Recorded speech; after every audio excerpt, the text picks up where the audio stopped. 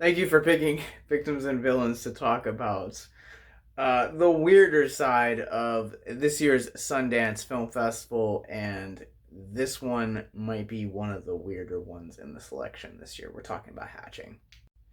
What's going on, guys? Welcome to Victims and Villains. If you guys are new to our content, we create content like what you're watching right here simply to educate, engage individuals like yourself on mental health awareness and suicide prevention through pop culture. My name is Capt Nostalgia. I have the privilege of being a writer, podcaster, events coordinator, and more here for Victims and Villains. If you guys would like more information on our nonprofit, the podcast we run, movie reviews like this, and our mental health resource library, there are more links in the descriptions below. Before we even start, I always feel the need to constantly remind people and myself, I am going to probably butcher a lot of these names. This is a Finnish film, and while I have lots of thoughts on this movie, I'm going to apologize in advance if I get anyone in the cast or crew wrong. It is not my intent. So let's go ahead and let's start talking about hatching.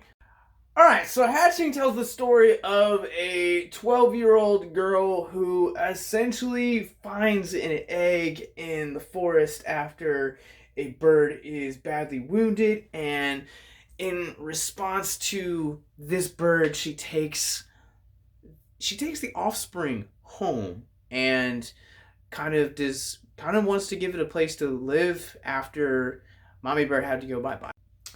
Big mistake.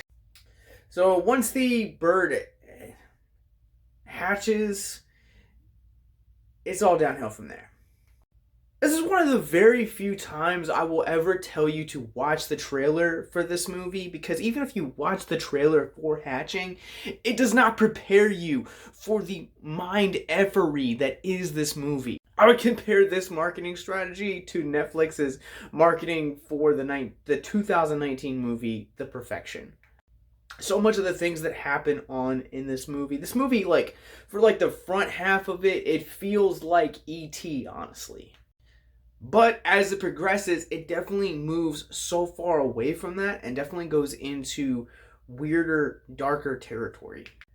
And honestly, the less you know about this movie, at least from a narrative standpoint, the better it's going to hit you, because literally so many times, every time I thought that I was going to guess how the movie was going to progress or what characters were going to kind of, see the cutting room floor next, surprised me, because this film takes so many different twists and turns and expectations and completely inverts them on their head. Hanna Bergholm does such a wonderful job at creating misdirection throughout the course of this movie. Like, there's so much that I love and admire about this movie, but the direction and the fact that it constantly kept me guessing is such a refreshing source to these types of movies. I've got it. The back half of this movie kind of reminds me of Lamb. So Hatching is E.T. meets Lamb, both a much darker outcome. If you've seen Lamb, you know. But I think what helps this film so much so is the fact that it's not just fixated on telling the weird or the science fiction or being a showcase for practical effects. It's so much deeper than that. And what I really like about this movie in particular is the mother-daughter aspect that is at the center of this story. The daughter is played by Siiri Solalinna, and the mother is played by Sophia Heikkilä.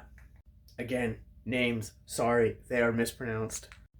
What I really like about the first act of this film, as it's laying its foundation, is you find out that this mother and daughter, that the dynamic of their relationship is very much, kind of think, oh, this is a mother and daughter that are close. And the more that the film goes on, the more that you kind of understand that this is very much a Stockholm Syndrome passivity kind of relationship, where there's definitely a bit of bullying that's kind of going on. Honestly, the best way that I can describe their relationship is if you've ever seen any kind of like stage mom, like reality shows, like that is them to this T. And it creates so much tension.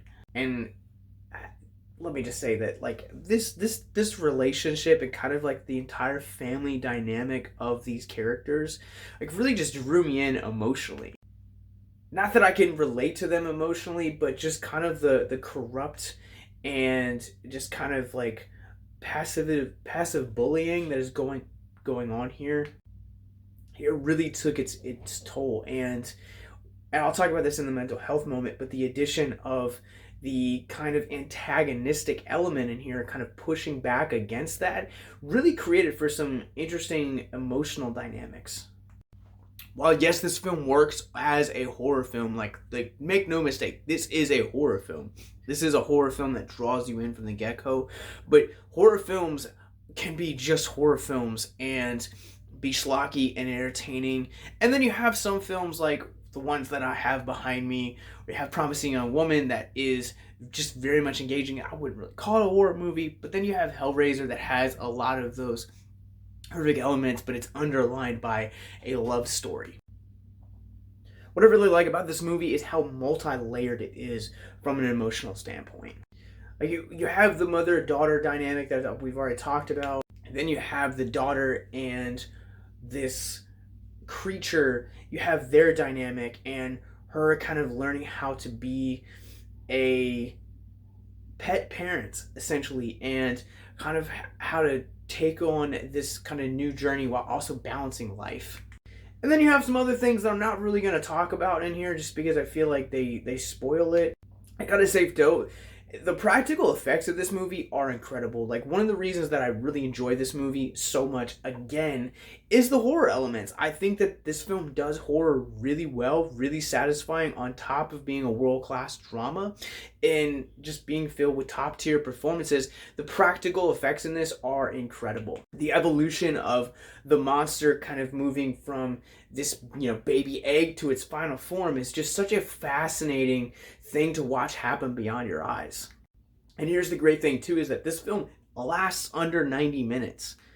So not only is it a top tier drama, it's filled with great performances, it's paced excellent, it has amazing special effects and practical effects, and on top of that, it draws you in from an emotional standpoint. As of right now, this is the third movie I've reviewed for Sundance, and we're still very young in the year, but this to me feels like it could be a top 10 kind of movie of the year, and not just a horror movie, but actual, like, all genres combined. Like, this could end up on my top 10 list. As of right now, it's sitting proudly as my crown jewel find of the festival. But I definitely think that this is definitely going to be a film that's definitely going to be divisive among people. So I'm going to go ahead and give my Rorschach rating, but you guys can check out Hatching when it comes to theaters and possibly video on demand beginning April 29th from IFC Midnight. On our Rorschach rating scale, I have to give this a 5 out of 5, which I try so hard not to do that so often. But this movie, it suckered me in, and it spoke to me through its emotional core, its narrative just being really engaging. Some of the surprises from all of its cast, just really strong performances, but also its practical effects and how they develop throughout and how the story weaves that in through here. It's such a delight to see this movie, and I can't wait to see it again. Now comes time for our mental health moments. If you guys are new to our content, mental health moment is essentially where we will analyze a theme of mental health throughout the course of the movie, and we'll expand upon it for just a few moments. Keeping with the theme, the less you know, there is a scene in particular where Tanya, who is the daughter, is showing off some of her gymnastics moves for a friend of her mother's, and she keeps failing. Keeping in mind with what I talked to previously about how their relationship is almost kind of like a stage mom relationship, she profusely keeps apologizing over and over again, to which the friend responds, it's okay. Like, it's okay to fail. And I think sometimes we have this mantra that if we don't pretend like we have it all together, then we're less than. And let me just say that it's okay not to be okay. Like, we don't have to have it all together. Like, we don't have to be on all the time. It's okay to cry. It's okay to be vulnerable. And it's okay not to be okay. Don't ever apologize for who you are or what you believe or why you believe it, who you're attracted to, you know? All of that stuff, let it go. Like, it's okay not to be okay. When was the last time you let yourself just kind of rest and to work on yourself? When was the last time that you didn't try to keep it all together for the sake of social media or friends? When was the last time you actually let the world see you for who you are? All the cracks and all the brokenness. It's okay. And so I just want to encourage you to just check out the resources in our descriptions below. That's going to do it for us on that note. And once again, if you guys want to see more of our thoughts on the horror or the spookier side of Sundance, make sure that you guys click the subscribe button below and the bell icon. If you guys are watching this on IGTV, make sure that you guys click it in the show notes. Have a good night, guys.